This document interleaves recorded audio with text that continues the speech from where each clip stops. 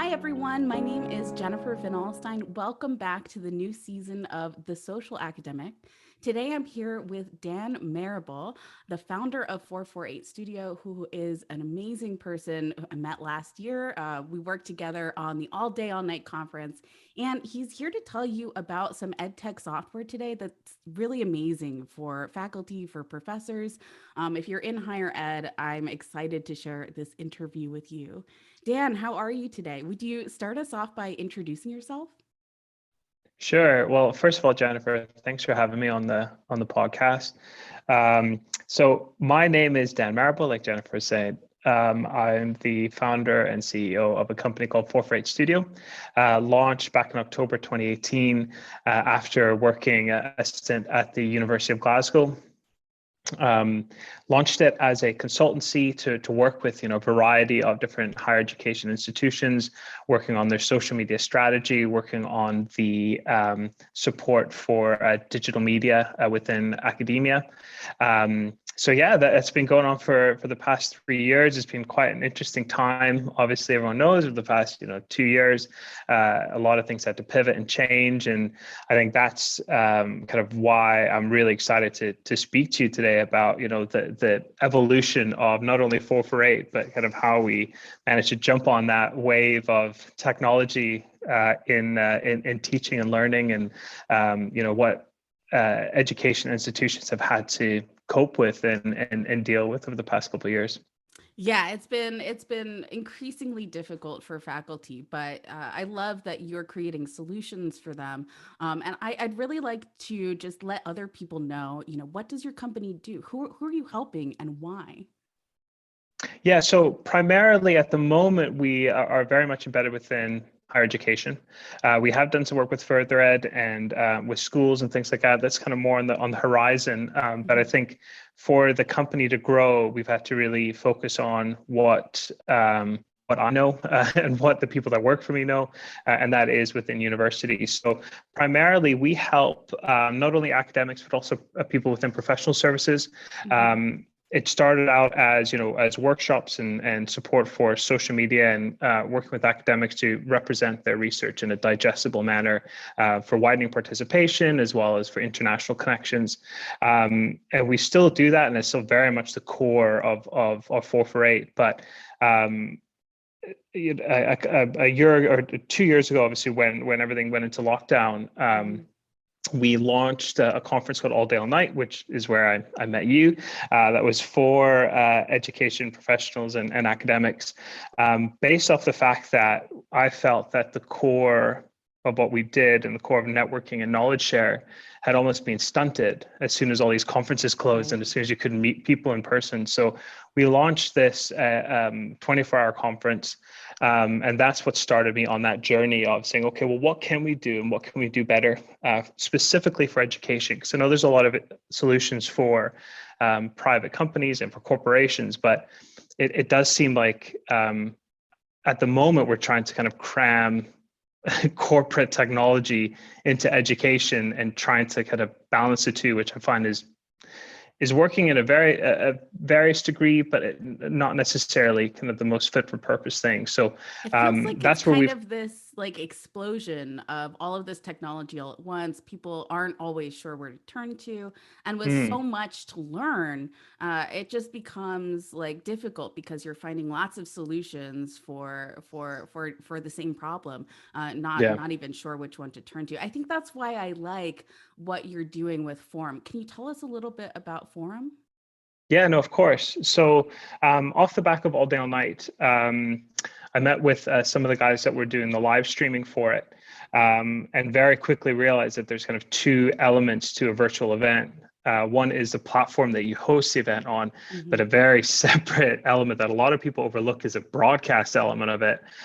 So I think we had the broadcast, the platform that we were using wasn't necessarily fit for purpose. It worked fine, but we just felt that maybe we could do a little bit better from an actual event perspective. So as of last year, January, we started Forum, which is a virtual event space for the education sector. So something that's fully customizable and you're able to change things like the registration, the user journey, being able to update, all the simple things like branding and stuff like that, but also have elements, for example, PDF readers or PDF things for journals, or we had academic poster competition within the platform, and 3D and virtual spaces as well embedded in. So it's really focusing on the technology and seeing where the technology can make a virtual event better, as opposed to trying to replicate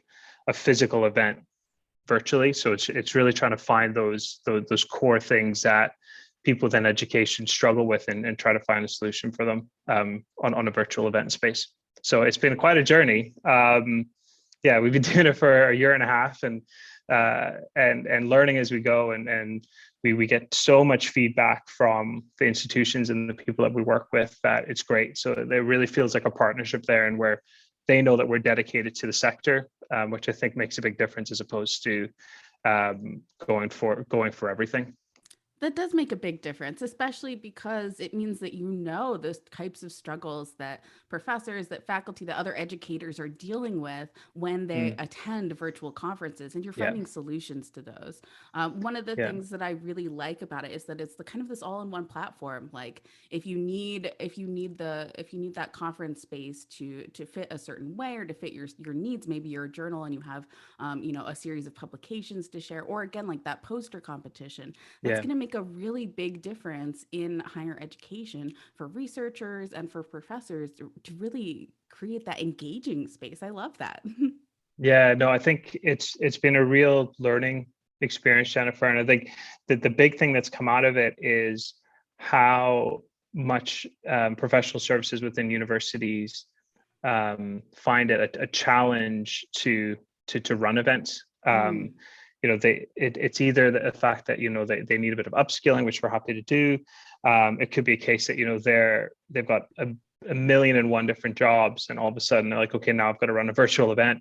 Where I think we've been able to support that, show that end-to-end support, where we'll come alongside you, help you plan the event, help you build the platform, help you run it, help you broadcast, and then the wrap up as well. So I think that's where we've realized we can really provide a lot of support, because when you do boil it down to an event platform, they are starting to pop up everywhere, and they do seem a dime a dozen at the moment. mm, But a lot of times it's just, here are the tools, and they'll just step away, and then right. everyone has to become a professional virtual event individual, whereas maybe they were doing physical events to begin with, and now they've had to switch over. So, and then obviously now we can go down that hybrid route, which means so many things to so many different people. That's another challenge.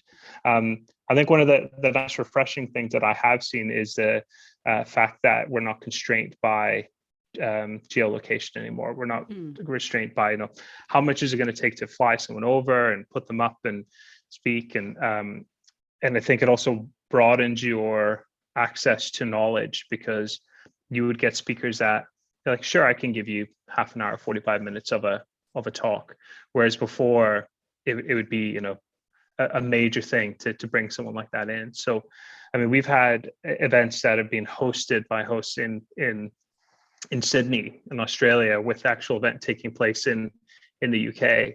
Mm. And then it's been, they'll have the event, but then they'll go into breakout rooms, which need to be recorded, and transcripts done by it, because it influences policy decisions. Right. And that was amazing to see, somebody hosting it in a completely different time zone, but still being able to, gain the knowledge that they need from individuals within the UK. And I think it's just opening up that space right now. And with the all day, all night conference, you had Yeah. people coming in from all over the world, and we had presenters in how many different countries? I mean, it was truly amazing to see the power of that kind of platform and that kind of organization. So it sounds Mm. like it's not just the platform that you've created, it's the system for really supporting the people who are creating that virtual event, so that together with the platform, it can really produce something that's engaging for all of the participants. Yeah, and I think that's just the whole thing as well, Jennifer. I mean, obviously, we would love everyone to use our platform, but some people, they've got their own thing set up. Maybe they've Yeah, actually of course. developed their own space within university, the university team on the website, which I think is great. It's really ambitious. Obviously, our platform is great, but I think where we're really leaning to as well is that support mechanism to Hmm. help people manage and run the events that they need to run. And I think it does fit hand in hand with what we were doing as a consultancy at the very beginning, being embedded within higher education. And now we're continuing that, but then we're adding on more layers of support where people need it. Yeah, well, I like it because it's almost like the physical or like the software production of this idea of how can people connect Mm, better online? How can people share their research online?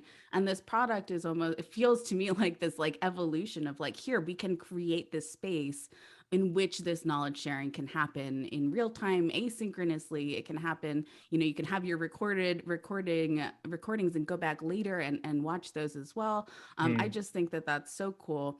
And compared to all of those other platforms for events, you're actually focused on education in a way that many of the others are not. And I think that that stands apart, especially when paired with that support. That's what I would need. I mean, yeah. I did events like physical events for my university, Mm, and I loved that. But virtual events presents this like whole new set of challenges, and really yeah. getting people engaged. Well, that takes extra planning and extra work and creativity to figure out how these like academic spaces can also be online. Yeah. And I think um, the physical event, in my opinion, can never really be replaced. I think Hmm. there is a space for that, and I think nothing really compares to just being able to sit in a room with someone and just share knowledge and share information and talk about specific tailored topics and things like that based off of conferences. But I think in its own right, a virtual event needs to be looked at with different eyes. Mm. Trying to run a virtual event the way you would run a physical event is almost impossible. Yes, there's probably some crossover in terms of registration. There's probably some crossover in terms of some of the communication that you send out to people. But when it actually comes to the event itself, having to organize different broadcasts of things, different tracks, the support that comes alongside of it as well from a technical perspective when people aren't able to log in or they're having trouble doing different things, Right. and then dealing with your speakers as well, of making sure that they're up to speed on the technology, making sure everything's running. So there's a lot of things that from a virtual event space that people have had to learn quite quickly. And I think it's when we're talking about the hybrid space, it's such a broad term. I'm hoping that people are understanding that a hybrid isn't just trying to replicate a physical event to virtual Hmm. audience, because I've found time and time again one of the audiences loses out, um, whether it's the virtual guys at home where they don't feel like they're part of the event, or maybe the people in person feel like too many things are catered towards making sure the live streaming's happening, everything's working Hmm. properly. So that could even cause delays in the event. So I think it's still just trying to crack that kind of where those two types of events interact with each other. And I think our platform, we're trying our hardest to try and figure that out. And I think a lot of other people are trying to figure it out too. But yeah, it's quite an interesting space to be involved in and to watch. That's fascinating. Can I ask, what are some of the biggest struggles that you're seeing people have with these virtual events, the educators that you work with?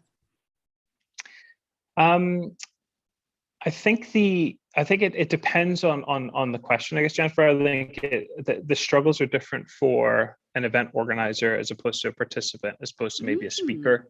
okay. I think from an event organizer point of view, um, yes, there's a lot of technical challenges that need to happen in terms of uh, you know making sure everyone's prepared for the event, making sure speakers are ready, making sure all the right communication are going out to the attendees, not to mention having to promote it and things like that. But I think the challenges for people like that are speaking is the fact that without maybe more of a guiding hand to, sometimes they'll just have to show up and do everything themselves.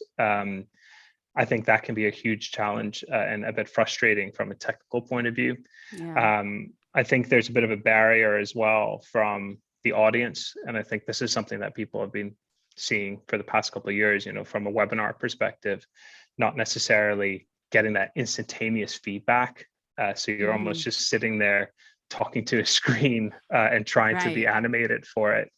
I think from an attendee point of view, some of the challenges are, again, from the technical side, being able to even just simple things like log in and network and connect, but also to be able to get as much out of it as possible from a networking point of view. I think a lot of people go to these events or virtual events hoping to make those connections, but we find time and time again, you have your breakout rooms that people can join, but they're really underutilized. People are scared to go into these spaces and just turn their camera on and talk to people. So we've been advising event organizers to really structure those breakout spaces and say, this is a topic. One of our guys will be in there and we'll make sure that everything's fine and trying to facilitate that networking. I think as soon as they try to replicate a physical event virtually, it puts up a whole lot of challenges for organizers. So I think their approach should be, we're going to focus on a virtual or focus on a physical event with maybe some virtual elements to it. Oh, that makes sense. And, hearing all of those struggles also makes me understand why, as an event organizer, really thinking about the participants and the speakers is why going with something with support like 448 Studio offers, that can be beneficial. Educators, university staff, they're so busy, they're overworked, and they need help and support with this kind of event. So I just love what you're bringing to the table, and I'm really glad that you joined me for today's interview. One of our core focuses over the next 9 months, because we received a grant from the European Commission to actually do a feasibility study. Thank you. Yeah, it was about a year-long process to get to it. But I think we realized quite quickly during the pandemic that the traditional tools that were being used by universities had pretty big barriers when it came to actually teaching. So I guess aside from the event side of things and conferences side, I think university students and lecturers are really struggling. And I do commend all of the HE institutions and further education and schools as well for trying to utilize the tools that were given to them, and it ends up being like a Teams or Zoom or something like that, where they really had to completely change the curriculum and the way that they taught to adapt to these tools. So we're really focusing a lot over the next 9 months on understanding that learning and teaching process, that hybrid learning and teaching process, and hopefully trying to develop a tool specifically for lecturers. Wow, that's great. So at the moment, we're doing a lot of, we're sending out surveys and all that stuff to different academics and lecturers to find out where their pain points are. And we'll hopefully kind of have something to show for it. But I just think it was quite an interesting time from a learning and teaching perspective. And yeah, just seeing if there's better ways for tools. Obviously, I think there's overlap between learning and teaching platform and forum, but learning and teaching is almost its own, it really is kind of its own space, and it needs its own tools as well. Yeah, I think that's fascinating. And how are you soliciting those surveys? Do you want people who are listening to reach out to you? Yeah, of course I would. Okay. I'd love to. I mean, that's great. I'll send it across to you to maybe share. But we're definitely we're trying to get as much feedback as possible. We just kind of polished it up as of actually today. So hopefully in the next week or so we'll be putting it out. So yeah, no, I think finding as much information as possible is really key for us at the moment, and then we'll be developing something closer to the end of the year. So we're really excited about it, and really grateful to European Commission and Scottish Government as well for for supporting us on this. So it'll be quite an interesting journey as well. That is excellent. I love seeing how your business is growing and changing and adapting to meet the needs of the people that you serve. I'm so glad that you're working on all of that. And congratulations on that grant. That is so exciting. I can't wait to see what you build. Thanks. I know. I think it'll be quite interesting because I think we're definitely embracing the flexibility of it. I think going in with blinders on to say we're going to create a live streaming X, Y, and Z that's going to do this and that. I think is will be detrimental. So I think trying to find as much out as possible from lectures and from people on the ground is really important, and really exploiting technology as opposed to trying to replicate things. Getting that application to do things with the tech that you could never do in person. I think that's what I really want to explore, as opposed to trying to find a way to replicate things. So yeah, it's been a really interesting. We're in the real kind of thick of it for research at the moment. So it'll be really interesting. I'll make sure to keep you informed when we start to release some of the information. I'd love to hear more about it. And I think that everyone listening will be very excited as well. Yeah, thanks for sharing that sneak peek with us. All right. Well, Dan Marable of 448 Studio, thank you so much for coming on the Social Academic blog, podcast, YouTube channel. It's going to be on all of it. Where can people get in touch with you if they want to learn more about 448 Studio or about Forum? So yeah, so they want to go to just the website. If not, 448.studio is the URL, or forum.events is our platform page. We also have All Day All Night coming up 10th of November.